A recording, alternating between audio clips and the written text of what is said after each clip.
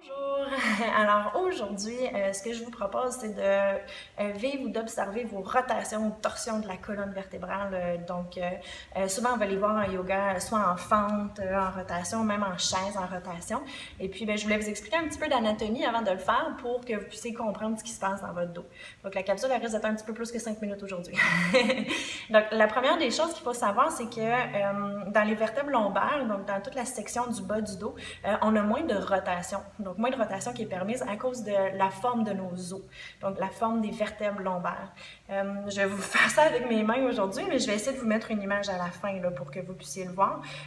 Donc, les facettes articulaires, donc ce qui aide à articuler la vertèbre du bas avec la vertèbre du haut, au niveau lombaire, sont un petit peu incurvées comme ça, un peu comme une petite cuillère, et puis elles viennent s'articuler l'une sur l'autre. Donc, ma vertèbre du haut vient s'articuler avec ma vertèbre du bas, ainsi de suite.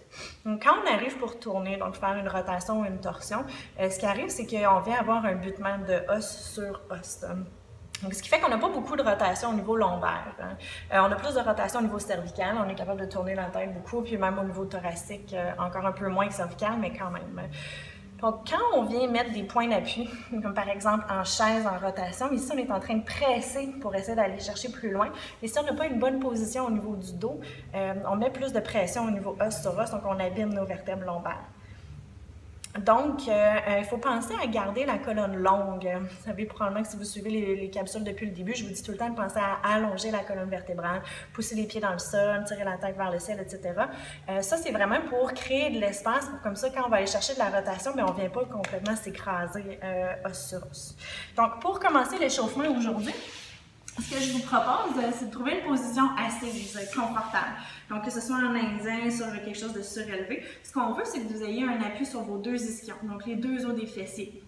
Et puis ici, on va juste, comme je vous disais tantôt, avec la prochaine inspiration, tirer le dessus de la tête vers le ciel, s'auto-grandir, contracter les abdominaux profonds. Donc, Uddiyana Bandha, le transverse de l'abdomen, et Mula Bandha, le plancher pelvien. Donc, je vais me mettre de côté pour que vous puissiez me voir aussi. Donc, je n'ai pas le dos arrondi comme ça, j'ai le dos au neutre. Donc, à l'inspiration, je grandis. À l'expiration, je relâche. Une dernière fois, inspirez, grandissez-vous. Maintenant, gardez de la longueur dans votre colonne vertébrale.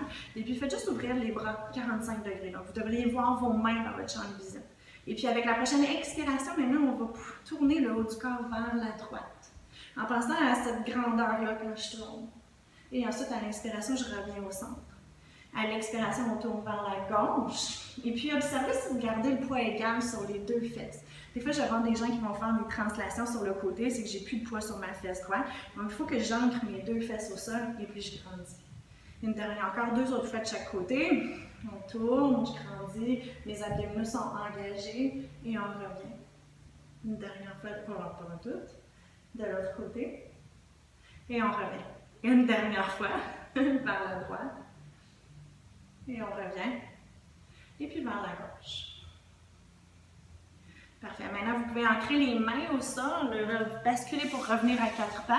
Moi, je vais me reculer pour que vous puissiez me voir au complet. Et puis ici, on ancre les doigts au sol, on retrousse les orteils sous nos pieds. Et puis, vous pouvez y aller en chien tête penchée. Si vous avez besoin de garder les genoux fléchis, faites-le. Collez les deux pieds ensemble. Avec la prochaine inspiration, vous soulevez la jambe droite, vers l'arrière. À l'expiration, ramenez le genou gauche vers le front, arrondissez le dos, déposez le pied. J'arrête pas de me tromper, pied droit entre les deux mains. Vous pouvez déposer le genou au sol si vous voulez ou garder le genou arrière soulevé. On va ancrer la main gauche au sol, soit sur un bloc ou au sol, comme vous voulez. Et puis ici, on va penser à créer de la longueur. Donc, j'allonge ma main droite vers l'avant. Je tire le dessus de la tête vers le ciel. Et puis, je vais faire des mandalas, donc des rotations avec ma main droite pour aller vers le sol. Si mon pouls me le permet, je regarde ma main tout au long. Donc, je grandis ici, je crée de l'espace, je tourne, mon regard suit ma main droite, et puis je reviens vers l'arrière. Une dernière fois. Good. Et puis, vous pouvez ramener les deux mains de chaque côté du pied droit.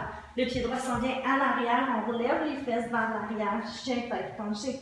Collez les deux pieds ensemble à l'arrière du tapis, cette fois-ci, c'est la jambe gauche qui se lève. Le genou gauche revient vers le centre. On dépose le pied gauche entre les deux mains. Donc, je vais vous montrer ici de quoi ça a l'air si je garde mon genou au sol, ce qui est tout aussi bon. Hein? Donc, la main droite s'en vient à l'intérieur du pied droit au sol. Je pousse dans ma main pour vraiment allonger la colonne et cette fois-ci, c'est la main gauche qui fait les cercles. Main gauche vers l'avant, je grandis. vers l'arrière, je tourne, et puis grand cercle. Encore 2 autres fois. Puis peut-être juste observer s'il y a un côté qui tourne mieux que l'autre. Ça arrive souvent ça qu'on a un côté qui tourne mieux que l'autre. Donc juste de voir s'il y a un côté qu'on a besoin d'adresser plus que l'autre. Et puis ici, je ramène ma main gauche en arrière. On retrousse les orteils du pied droit à l'arrière.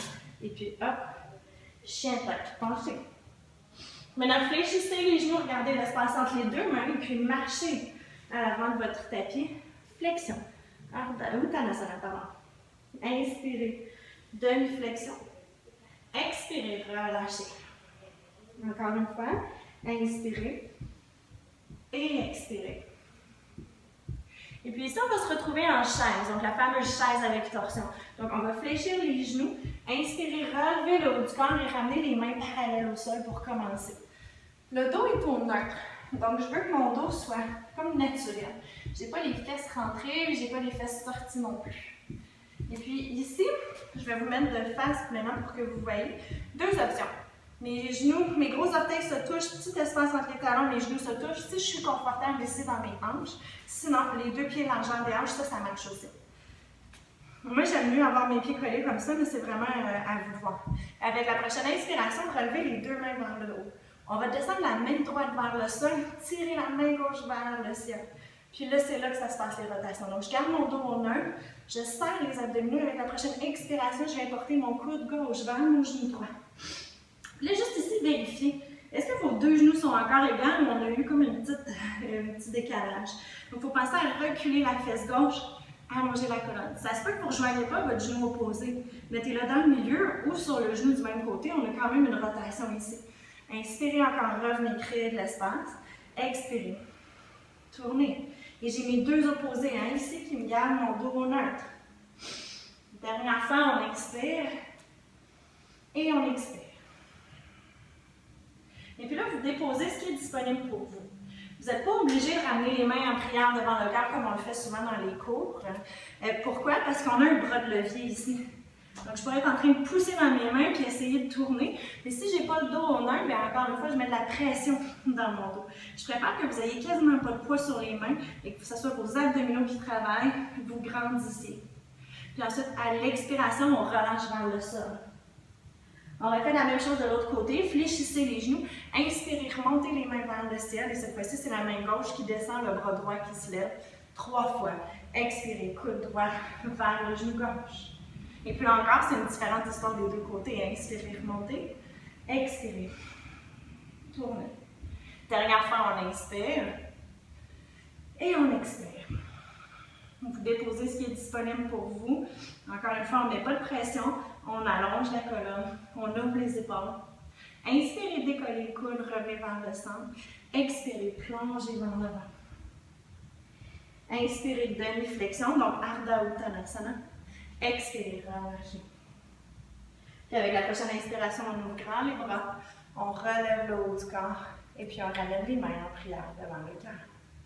Et voilà, petit atelier sur les rotations aujourd'hui. Comme je disais, je vais essayer de vous mettre une image pour que vous voyez un peu plus c'est quoi qui se passe dans les vertèbres lombaires. Puis si vous avez des questions, n'hésitez pas. Merci.